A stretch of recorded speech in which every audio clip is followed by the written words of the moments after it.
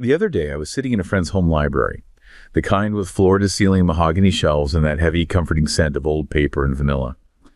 My friend pulled down a cloth-bound first edition, handling it like a religious relic. He closed his eyes, took a deep breath of the spine, and whispered, "Digital just can't replace the soul of this, can it?" He looked at me, eyes gleaming with a sort of spiritual satisfaction, fully expecting that familiar nod of agreement we've all been conditioned to give. I didn't nod. Instead, I felt a strange, detached sensation, like I was looking at a beautifully preserved horse-drawn carriage in the age of the jet engine. I realized in that moment that I hadn't actually purchased, held, or read a physical book in over a decade. To him, that volume was a temple to be entered with hushed reverence. To me, it looked like a locked safe without a key, a silent, static object that was fundamentally offline. He saw a look on my face, and his expression shifted from bliss to genuine confusion, almost pity. He asked, "Don't you miss the wait, the ritual, the connection?" And that's when it hit me. We weren't even talking about the same activity anymore. He was describing a leisurely stroll through a garden. I was thinking about a high-stakes hunt in a quarry. He was fetishizing the container, while I had become obsessed with the liquid inside. For the modern intellectual worker, the sacred ritual of the paper page has transformed into something unexpected. A friction tax on productivity that some of us can no longer afford to pay. It raises a question that most book lovers find absolutely heretical. Is the soul of the book actually just a sensory distraction, keeping you from the wisdom it holds? And if you stop worshiping the object, how much more could you actually learn? I mean, what you're laying bare right there in that precise moment of disconnect is, it's a cognitive trap. We call it the aesthetic fallacy. Aesthetic fallacy. Yeah, exactly. Because for centuries, human society has just fundamentally confused the vessel with the substance it carries. You know, when your friend is talking reverently about that scent, the decomposing lignin radiating from the old pages, or the specific tactile resistance of a decal edge under his thumb. Right, the vanilla smell on the rough paper. Yes. He is meticulously describing the sensory characteristics of a physical containers. The fallacy happens when we erroneously conflate that sensory packaging with the actual intellectual content. The actual ideas. The ideas, the complex architecture of thought, the arguments, the data, all the things that the container was merely engineered to transport in the first place. So you're saying the book is just a delivery truck? Exactly. The tension in that home library, it represents this uncompromising fault line between the paper fundamentalist and the digital pragmatist. For the fundamentalist, the medium and the message have completely merged into this single, indivisible artifact. Right, you can't separate the physical pages from the author's genius in their mind. But for the pragmatist, the medium is strictly a delivery mechanism. The moment a more efficient delivery mechanism is developed, that historical one, it stops being a tool and it becomes an artifact. It belongs in a museum. I hear that, but I have to challenge the framing a little bit here. Calling a beautifully bound book merely a delivery mechanism feels, I don't know, pretty aggressively reductive. So? Well, a book isn't just a pipe moving water from point A to point B. The physical object dictates a certain kind of cognitive pacing. Ah, the pacing argument. Yeah. When you sit with a physical book, the friction you just mentioned, the inability to just, hit Control F and search a keyword, the actual physical requirement to turn page after page linearly, it forces a kind of temporal discipline on you. It slows you down. Exactly. Doesn't that friction demand a deeper level of engagement? I mean, the whole argument of the paper fundamentalist is that by stripping away that physical weight and that slow pace, you are stripping away the depth of understanding. They argue that a digital screen inherently fractures your attention, right? Whereas a physical book kind of enforces focus. It is a really persistent argument, but it completely relies on this ahistorical understanding of how reading technology has evolved over time. Ahistorical, meaning we're looking at it with rose-tinted glasses. We're looking at the physical book as if it's this timeless, naturally occurring entity, like a tree or a rock. Not. It is a highly specific piece of technology designed to solve an information problem at a very specific moment in human history. It is a manufactured tool. And like all technology, it's subject to the laws of obsolescence. I mean, think back to antiquity. What was the dominant form of information storage? The scroll, obviously. Right, the scroll. And the scroll enforced exactly the kind of slow, linear, friction-heavy reading you were just talking about. Because you literally have to unroll it as you go.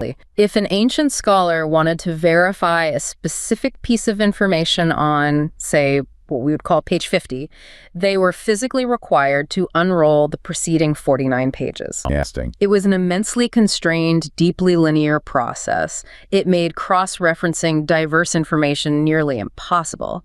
And then there was this massive disruptive technological leap. The book? The invention of the codex, the bound book with discrete individual pages. Right. The codex fundamentally altered the architecture of information because it introduced a completely new capability, which is random access. You didn't have to navigate linearly anymore. You could just flip instantly to the middle, jump to the end, move back and forth between two distinct sections without unrolling 20 feet of parchment. Yes, the codex was a revolution specifically because it eradicated the linear friction of the scroll. It brought us the index, the table of contents, the page number. But all these things we just take completely for granted now. But those were all technological tools designed to bypass slow, sequential reading and allow the reader to rapidly retrieve specific data. So the profound irony here is that the modern paper fundamentalist is actually defending the codex by using the exact arguments that a scroll reader would have used against the codex. That is exactly the irony. Right. They are romanticizing friction. They're arguing that the slowness, the sheer difficulty in searching across multiple volumes, the physical limitation of a printed index, that all of this is somehow a moral or intellectual virtue. When really it was just the best we could do at the time. The codex was adopted centuries ago because it was the most efficient data retrieval system of its era. But today, in an environment of just wildly compounding global data, it's rapidly becoming the least efficient. Okay, if we really want to understand the psychological toll of romanticizing that inefficiency, I think we need to look at how this plays out in the real world, especially in the rigorous environment of modern academic research. Absolutely. The humanities are a perfect crucible for this. Let's talk about the reality of Hannah. She's a doctoral candidate based in Berlin, and her scenario perfectly encapsulates this exact crisis. It's a textbook case study. She lived in this small, pre-war apartment, you know, the kind of high ceilings, creaking wooden floorboard. Atmospheric. Right, and every available inch of wall space was absolutely dominated by custom-built shelving, just sagging under the weight of thousands of physical books. The whole environment was the quintessential romantic ideal of the humanities scholar. You could probably smell the academia. Really, you could smell that distinct dusty aroma of aging paper and binding glue the second you crossed the threshold. And she loved it. She loved the texture of the cloth bindings. She felt this deep psychological comfort in the sheer physical mass of the books surrounding her desk. Because to her, those stacks were a visual representation of her intellect. Exactly. A spatial representation of her intellectual progress. For years, she firmly believed that digitizing her research, she was studying historical economics, by the way she felt digitizing it would be a profound betrayal of her academic discipline. Right. She viewed the physical interaction with the text as inseparable from the act of learning itself. But her environment is a textbook manifestation of what you were just talking about, right? Yeah. The aesthetic fallacy. Completely. She was equating the physical mass of the paper surrounding her with the intellectual mass of her knowledge. But we have to be brutally objective about this. That physical mass is entirely inert. It's static. It is a static environment. It relies entirely on the biological limits of the human brain to forge connections between those disparate volumes sitting on the shelves. And those biological limits are exactly what triggered her breaking point. Because the brain inevitably fails under that kind of load. Right. She was in the final stages of writing this critical chapter for her dissertation. Yeah. High stakes. And she needed to integrate a very specific quote regarding Byzantine economic structures. A needle in a haystack. Worse, a needle she knew she had seen. It was, quote, she knew she had read maybe months prior. She could even visualize the approximate physical location of the text.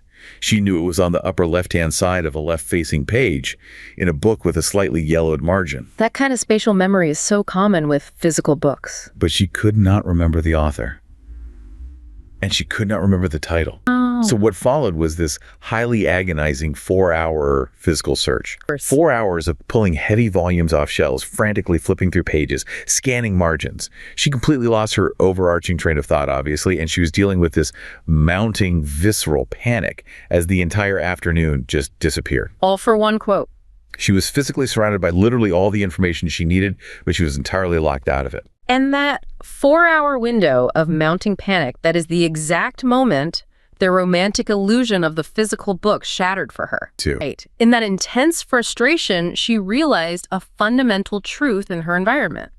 She realized that her beautiful, expensive, carefully curated physical books were effectively decorative graves for information. Decorative graves for information. Man, that is a highly provocative way to describe a library. Most academics would completely recoil at that phrasing. Would. But the logic holds up. If you genuinely respect the content of a book, meaning you actually value the architecture of the author's logic, the resonance of their specific arguments, the empirical data they've compiled, why would you allow that value to just rot in a physical silo?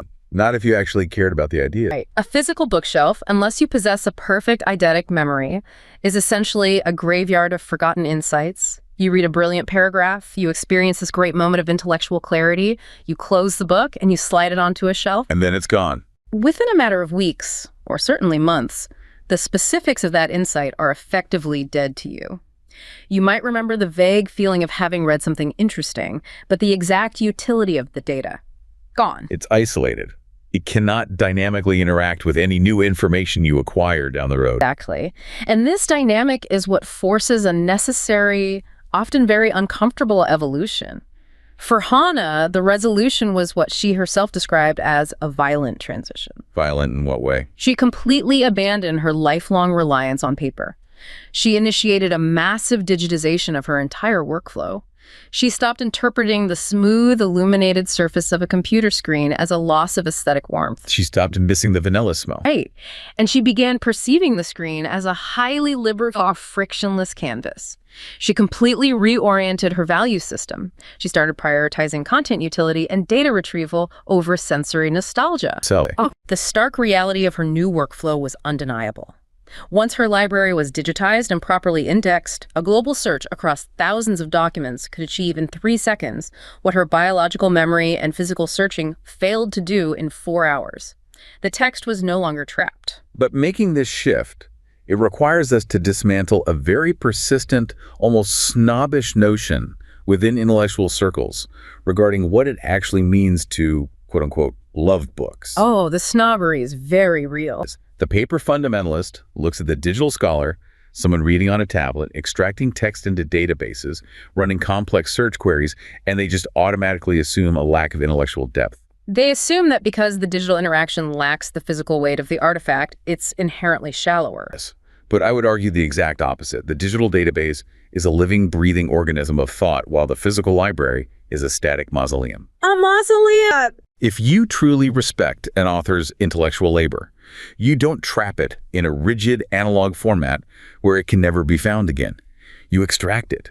You digitize it. You make it searchable. And crucially, you force it to collide with other ideas across different disciplines. Which brings us to a highly critical analytical framework within the digital humanities. It's the complex concept of materialities. Materialities. Plurals. There is a common, remarkably lazy critique out there that digital text is somehow immaterial. Like it doesn't exist in the real world. Right.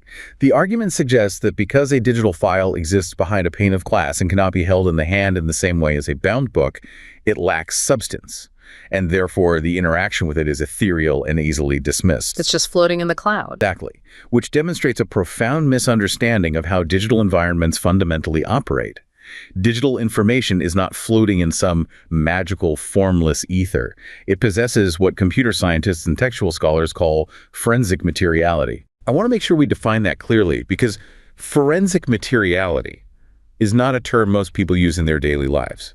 When we say forensic materiality, we are talking about the actual physical infrastructure of the digital world, correct? Right. The fact that a digital book physically exists as microscopic changes in the magnetic state of a hard drive platter, or as literal electrical charges trapped in the silicon gates of a solid-state drive.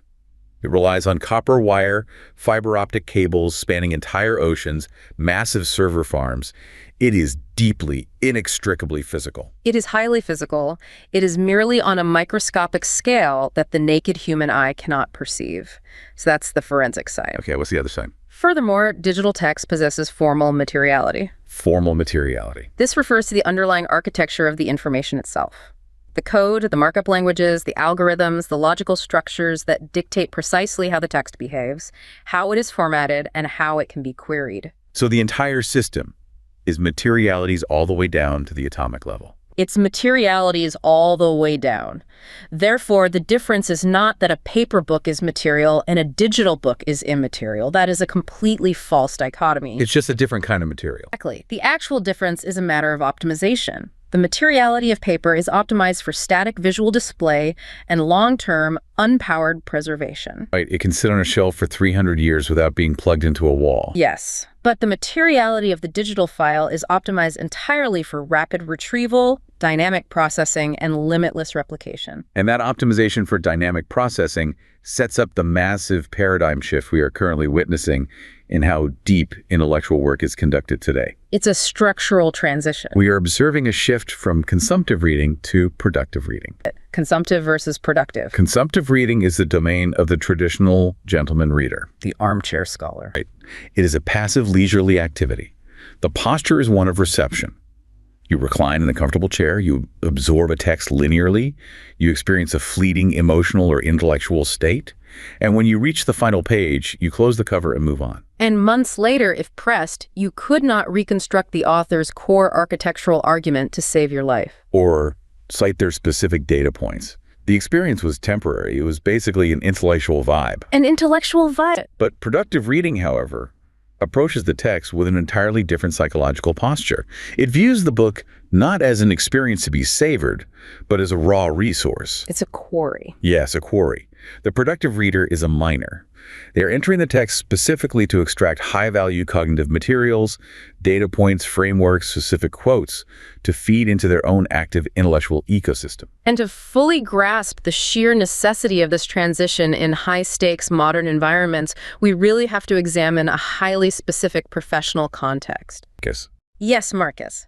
Consider the scenario of this guy, a senior strategy lead operating within a massive Tier 1 corporate consultancy based in London. That is a high-pressure world. Beyond high pressure. The spatial and temporal reality of his world was defined by grueling, intensely pressurized environments. He was frequently tasked with leading the analysis of complex, multi-billion-dollar corporate mergers. And margin for error there is zero. Now, Marcus was raised in a highly traditional, elite academic environment. He carried this deeply internalized psychological shame whenever he found himself skimming a document or jumping around within a text. Interesting. Shame for not reading properly. Exactly. His rigorous upbringing had conditioned him to believe that the only valid way to interact with text was through slow, linear, deep reading. Page 1 to page 200, straight through. Right. He viewed reading sequentially from the first word to the last as an implicit act of respect to the author's intended structure. But that consumptive sequential loop is a luxury of a bygone era. It is completely incompatible with his reality in London. It's professional suicide in his field. When you are sitting in a glass conference room at 2 a.m. on a Thursday, and the partners require a comprehensive strategic roadmap for a massive merger by Monday morning, you cannot respectfully slowly read 50 dense technical white papers from start to finish. The volume of data makes it a physical impossibility. That traditional passive posture isn't just inefficient in that environment. It is actively dangerous to a professional trajectory. It creates a massive bottleneck. Because you are allowing your biological reading speed to dictate your output. Right. The physical movement of your eyes tracking across a page becomes a hard limit on your intellectual output. And that exact conflict nearly broke his career progression. His deeply ingrained traditional reading habits were vastly outpaced by the staggering velocity of modern corporate information demands. He was drowning. He was drowning in data because he was trying to drink the ocean through a straw. His resolution required a fundamental, highly uncomfortable psychological rewiring. What did he do? He forced himself to adopt a methodology he termed aggressive reading. This required him to stop treating digital PDFs, market analyses, and legal briefs as sacred, untouchable texts that demanded passive, linear consumption. I want to highlight the physical and psychological difficulty of that transition too. Because it is not merely a matter of just deciding to read differently one day. Oh no, it hurts. It actually involves physiological friction. When someone trained in linear reading begins to adopt aggressive reading, scanning for headers, utilizing text search functions, jumping to conclusions, and then back to the methodologies, they often experience literal eye strain. Yes, because the eye muscles are being asked to track across screens in non-linear erratic patterns that they aren't used to. Furthermore, there is a persistent nagging feeling of intellectual shallowness. A sort of imposter syndrome kicks in. The reader feels they are somehow cheating by not reading every single conjunction and preposition. That friction is just the brain resisting the rewiring of a deeply embedded habit. However, the outcome heavily justifies enduring that friction. Because he got faster. Because Marcus stopped passively consuming and began aggressively producing, his intellectual throughput, his literal ability to process and output synthesized analysis skyrocketed. He started using specific tools, right? Yes, he utilized specialized digital tools, automated text extraction software, algorithmic summarization to identify core arguments, dynamic keyword mapping. He treated the 50 white papers not as books, but as databases. Mining the query. He systematically stripped them down to their structural arguments, stripping away the rhetorical filler to isolate the critical data points. And by employing this methodology, he successfully synthesized an overwhelming mass of disparate information into a single, highly coherent, actionable, strategic roadmap. A couple of weeks. Within a single weekend. A weekend. Believable. A task that would have taken a consumptive reader weeks, he achieved in 48 hours. Now, the traditionalists would look at Marcus's methodology and claim he didn't truly read those white papers. They would argue he merely processed them, like a machine. They say that all the time. But we need to look at the empirical data regarding how digital tools interact with human cognition. Because there is hard data proving that this aggressive digital posture is not a degradation of reading. It is an enhancement of active learning. The data on this is actually staggering. We are talking about a massive global analysis of 80 million individual interactions, compiled from 400,000 higher education students utilizing digital learning platforms over an extended period. That scale is massive. The scale of this data completely shatters the romantic myth that reading on a screen is inherently passive or shallow. The data is highly illuminating regarding the mechanics of cognitive engagement. When artificial intelligence study tools are embedded directly into the architecture of digital reading materials, they fundamentally and measurably alter the user's behavioral patterns. So, what does the interface actually do? The interface itself aggressively pumps the user out of a state of passive consumption. It interrupts the linear flow to demand that the user highlight specific structural arguments. So it's forcing them to pay attention to the architecture. Exactly. It prompts them to format structured notes, formulate clarification questions, and most crucially, practice active retrieval. Active retrieval, meaning forcing the brain to recall information without looking at the text. Right. Testing yourself as you go. Let's break down the exact metrics from that analysis because the numbers are staggering and they directly refute the idea that screens make us passive. What exactly happens to a reader's behavior when these tools are introduced? Okay, so the statistical analysis revealed that a single isolated interaction with an embedded AI study tool within a standalone digital textbook increases the statistical likelihood of that specific user transitioning into an active reader by a factor of 3. A 3x increase just from one interaction. Right. And for users who repeat the interaction, that likelihood rises to 3.5 times. Okay, that's significant. The most transformative data point emerges when we examine structured environments. When that same digital tool is embedded within a highly structured, instructor-led digital courseware environment, the likelihood of the user exhibiting active reading behaviors skyrockets by an astonishing 23 times. 23 times. And for repeat users within that specific structured digital environment, they are 24 times more likely to engage actively with the text compared to a baseline reader. Those numbers are they're undeniable. A digital environment, when architected with the correct formal materiality, does not induce passivity. It aggressively engineers active, highly engaged cognitive processing. This data is the definitive counterargument to the snobbish myth of the skimmer. The person they think is just glancing at the screen and absorbing nothing. Right. The traditional paper fundamentalist observes an individual reading on a screen, jumping rapidly between multiple open documents, executing complex Boolean search functions, utilizing hyperlinked cross-references, and they arrogantly assume they're engaging in low-volume, shallow reading. They equate speed with a lack of depth. Yes. But the analogy they use is flawed. We need a more accurate historical comparison to understand what is actually occurring here. The paper fundamentalist, sitting in their armchair reading linearly from page 1 to page 400, is operating like a medieval monk, painstakingly hand-copying an illuminated manuscript. That's a brilliant comparison. It is an undeniably beautiful, highly dedicated, almost meditative act. I'm not saying it's not beautiful. Right, but it's slow. It is incredibly low volume and low synthesis. You can only copy one page at a time. The modern digital reader, utilizing these tools, represents the intellectual equivalent of the invention of the printing press. The printing press versus the monk. Exactly.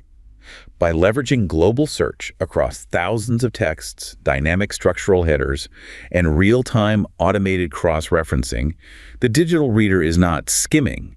They were engaging in high-fidelity, high-volume literacy. They are bypassing the ornamental surface of the prose to directly interact with the underlying architecture of the knowledge. And it is precisely this interaction with the architecture of knowledge that facilitates the construction of what information scientists refer to as the second brain. The second brain. This is where the paradigm shift really solidifies.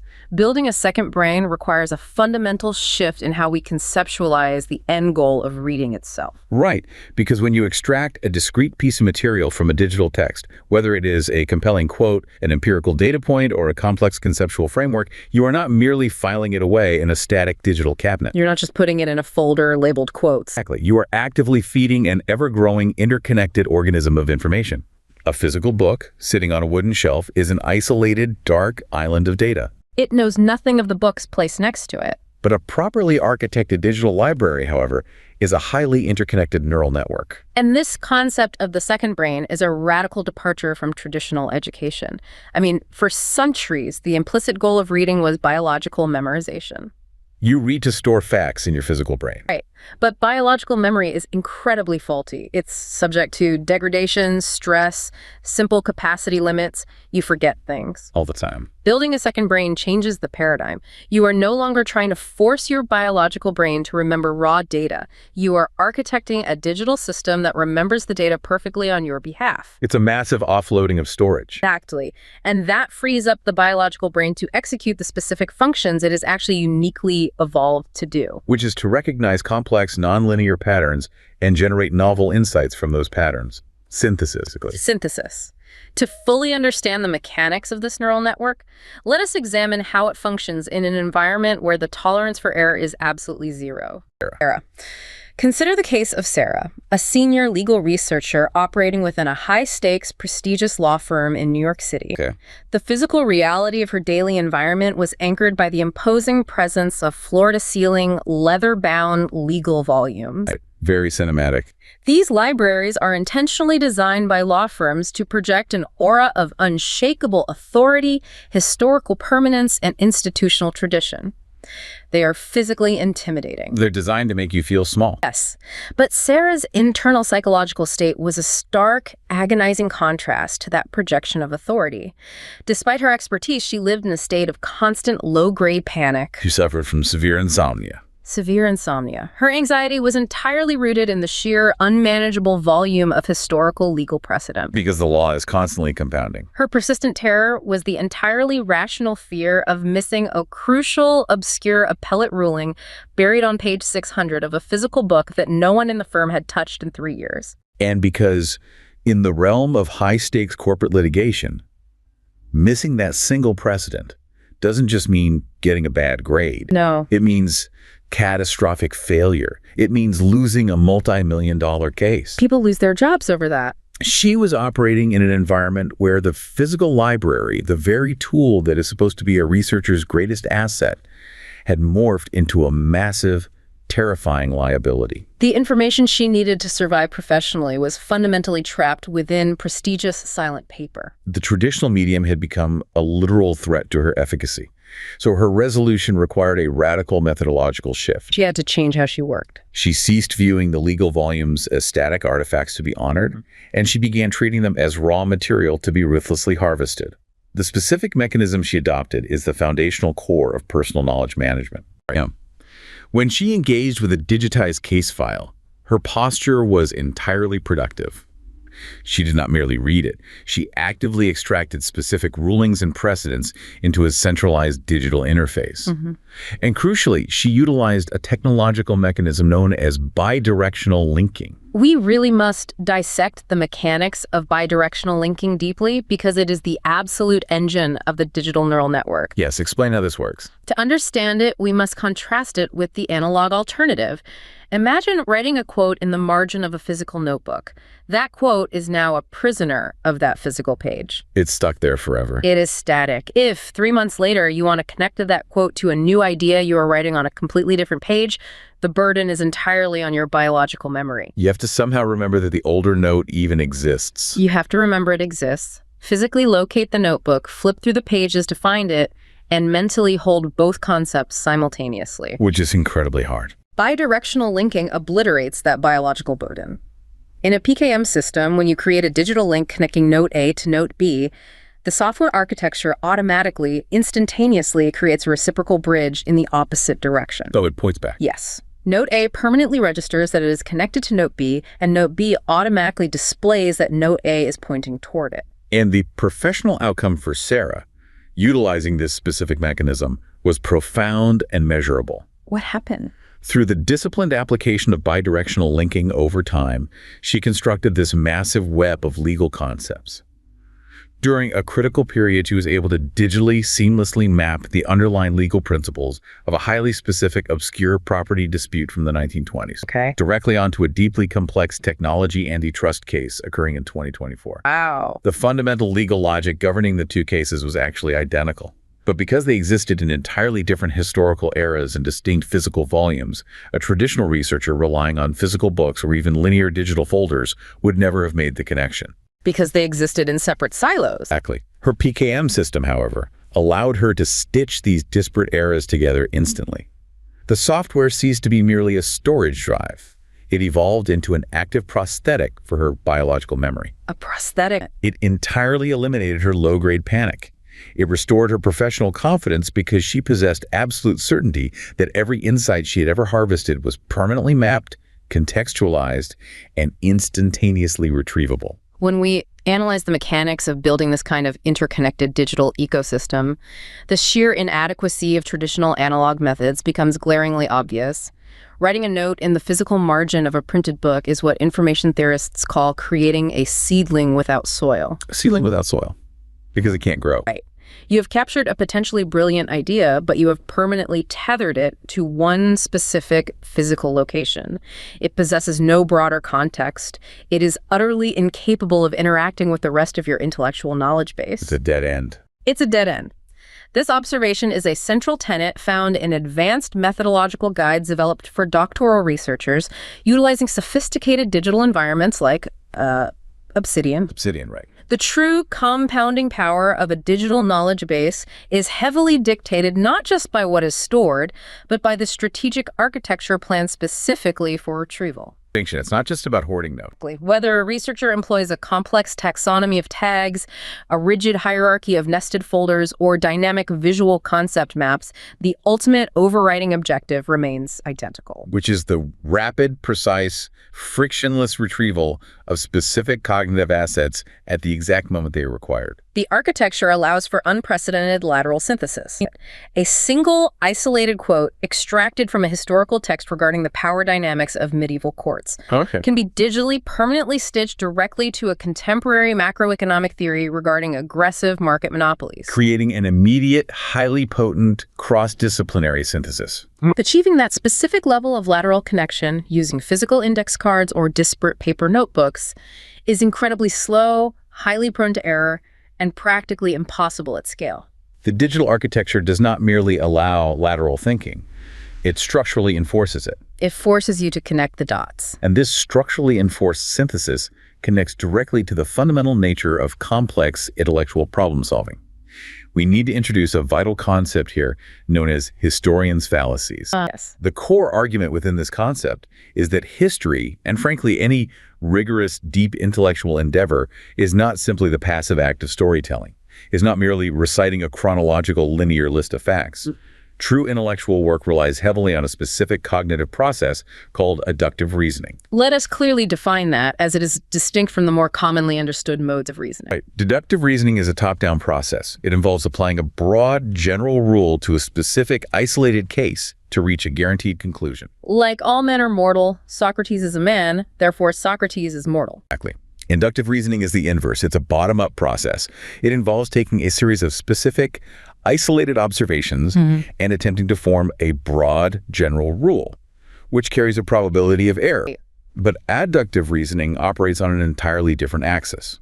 Adductive reasoning is the process of pulling together highly specific answers to highly specific questions in order to achieve a tight, coherent, explanatory fit for a complex problem. Imagine a complex mystery or a massive intellectual puzzle. You do not solve it by reading one book from front to back. Oh. You solve it by pulling in a specific data point from economics, a psychological framework from another source, and a historical precedent from a third. You pull these disparate nodes together until the explanatory fit is perfect. And the digital second brain is the ultimate adductive tool ever engineered. It is a customized engine designed specifically to allow a human to pull disparate, seemingly unrelated facts from a massive global network to answer a highly specific, novel question in real time. It is adductive reasoning at scale. And that massive synthesis of disparate facts across a global network requires us to confront an overarching structural phenomenon. The transition we are analyzing today is not merely a localized shift in personal reading habits or individual productivity. It's much bigger than that. It represents a fundamental structural shift in reality itself, a phenomenon recognized by theorists as the eversion of cyberspace. The version of cyberspace. This is a fascinating concept. For the initial decades of the internet era, human society operated under a distinct, bifurcated spatial metaphor. We conceptualize cyberspace as an alternate, separate dimension. The terminology reflected this perfectly. You logged on. You traveled into the digital realm, you conducted your tasks, and then you deliberately logged off and returned to the tangible physical world. The version of cyberspace is the recognition that this rigid boundary has completely collapsed. It's gone. The digital network did not remain contained behind the screen. It broke through to the physical world. It has turned inside out. The boundary between a physical artifact, such as a printed book, and the vast network digital data associated with it is rapidly, permanently blurring. We no longer visit cyberspace. We live in a continuous state of mixed reality, where human knowledge exists simultaneously as physical objects, underlying digital code, invisible metadata, and dynamic network links. But historically, whenever society undergoes a structural shift of this magnitude, when the fundamental nature of reality and information is altered, you inevitably trigger a massive psychological reaction. Human beings crave stability, and when stability is threatened, they push back. Hard. Indeed. There is a persistent, deeply emotional, and heavily romanticized cultural resistance to this digital version. We refer to this as the analog backlash. The analog backlash. We see this everywhere right now. It manifests in highly visible ways. For example, we observe a sudden, intense market resurgence in the fetishization of flagrantly physical books. Yeah. Publishing houses release special editions featuring artificially distressed artisanal bindings, exaggeratedly heavy textured paper, and elaborate tactile embossing. It's almost performative. It is entirely a reactionary, consumer-driven movement against the perceived coldness and overwhelming scale of the digital network. However, this psychological resistance is not limited to physical objects. It is embedded directly into the architecture of digital software itself. Manifesting in the form of skeuomorphs. Skeuomorphs are a fascinating psychological crutch. Just for clarity, a skeuomorph is a design concept where a new technology intentionally retains ornamental, aesthetic design elements from the older technology it replaced. Even though those physical elements no longer serve any functional mechanical purpose in the new medium. Right, like the floppy disk save icon. We must ask why software engineers and designers make these choices. Why does a digital calendar application utilize heavy graphical textures designed to mimic stitched leather and torn paper? Or why do sophisticated e-reading platforms running on incredibly advanced computational hardware dedicate massive processing power to rendering highly realistic, physics-based page turn animations? Complete with the simulated dynamic shadow of the curling paper as it sweeps across the screen. Interface theorists analyze this and term it the simulacral page drape. The simulacral page drape. It is fundamentally an element of kitsch. It is a nostalgic visual simulation of the remembered, romanticized act of reading a physical book. And the profound danger of this skeuomorphic kitsch is that it is not benign. It's actively harmful. It serves to actively distract the user from the true, powerful affordances of the digital environment. By tricking the human brain into treating the digital text as if it were merely a physical book behind glass, the interface blinds the user to the unique, transformative capabilities of the medium. Capabilities such as rapid global text refresh, dynamic real-time cross-referencing, and participation in massively networked collaborative knowledge creation. The irony embedded in that analog backlash is incredibly thick. Because the paper fundamentalist loudly argues that the physical book represents a dynamic, deep interaction, while dismissing the digital space as sterile, artificial, and flat. But from an information architecture standpoint, the physical book is the ultimate, uncompromisingly static container. Once the ink hits the paper and the book is bound, it cannot change. It is frozen in time. It cannot automatically update its statistics, it cannot link to newly discovered research, and it absolutely cannot correct its own typographical or factual errors. True digitization is not, as the analog backlash deeply fears, a one-way destructive flattening of the physical artifact. It is, in reality, a highly recursive, endlessly dynamic loop. Let's talk about the massive global effort of collaborative curation. We currently possess vast digital databases of historical printed texts that were scanned into digital formats using optical character recognition, or OCR. Right. And OCR, while powerful, is inherently flawed when dealing with history. The scanning algorithms frequently misinterpret old, faded, or highly stylized historical typefaces, resulting in garbled text within the database. Exactly. If that text remained in a physical book, the error remains forever. Nobody can fix the physical page on every copy in the world. But the digital ecosystem allows for a revolutionary process, humans and machines working in a continuous collaborative feedback loop to correct those errors in real time. A researcher in Tokyo spots an OCR error in a scanned 18th century French manuscript. They correct it. And that correction is instantaneously fed back into the global system, permanently altering the database and making that specific text infinitely more searchable and accurate for every other researcher on the planet. That single interaction creates a far richer, far more dynamic, and constantly evolving ecosystem of shared human knowledge than a lone physical book sitting silently on a mahogany shelf could ever possibly provide. It is a living system. Which leads us to a definitive, unavoidable synthesis regarding the modern condition of intellectual labor. We must acknowledge that intellectual work has irrevocably transitioned away from the purely manual, localized realm of physically making and interacting with isolated analog objects. We are now required to navigate multiple, fluid forms of knowledge that inhabit the highly complex interstices between printed words, massive global data repositories, and instantaneous digital links. The digital space must no longer be lazily dismissed as virtual, fake, or immaterial. It is not an alternative to reality. It is the new, high-velocity reality of applied network knowledge. To treat it as anything less, to cling to the romanticized friction of the past, is to fundamentally handicap your ability to operate effectively within the modern intellectual landscape. So we have to draw a hard, uncompromising line here. The era of the leisurely gentleman reader is permanently over. We can no longer afford to treat books as decorative ornaments for our leisure hours, passively consuming their contents, and relying on the fragile hope that some vague essence of wisdom will stick in our biological memory. The immense pressure of the modern era demands that we become active, precise information architects. The sensory pleasure of the paper book is undeniable, the smell, the weight, the texture, but it must be recognized for what it is. A momentary sensory hobby. It is nostalgia. The profound, lasting pleasure of the digital system, the meticulously constructed second brain, the vast networked database, is the acquisition of cumulative, infinitely compounding intellectual power. Reading can no longer be conceptualized as a state of repose or relaxation. It is a state of deliberate action. It is the crucial first step in a highly rigorous manufacturing process of thought. The ultimate act of respect for an author's mind is not preserving their book in pristine, unread condition on a dusty mahogany shelf. The ultimate act of respect is dismantling their arguments, digitizing their most profound insights, and making their thoughts an active, immortal node in a global network of human intelligence.